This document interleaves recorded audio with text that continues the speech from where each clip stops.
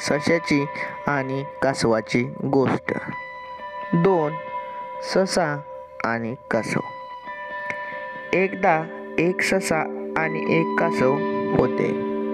ससा खूप जलद धावू शकत होता, तर कासव खूप हळू धावू शकत होते.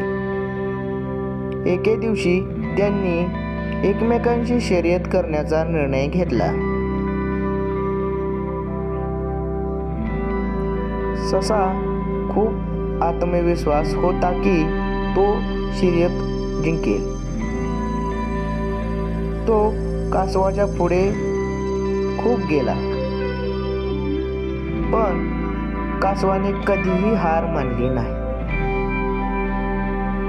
तो हळूहळू पण सातत्याने धावत राहिला.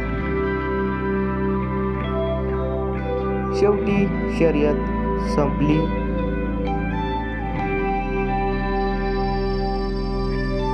कासव जिंकलं. ससा खूप आश्चर्यचकित झाला.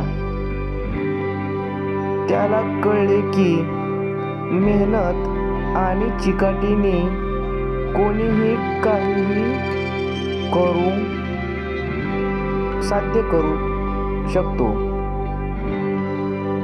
याचे तात्पर्य एकच की माणसाने चिकाटीने आणि सातत्याने काम केल्यावर कुठलेही काम होऊ शकते.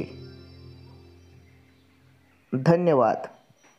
व्हिडिओ आवडल्यास चॅनलला सबस्क्राईब करा आणि व्हिडिओला लाईक करा. धन्यवाद आणि thank you watching for video.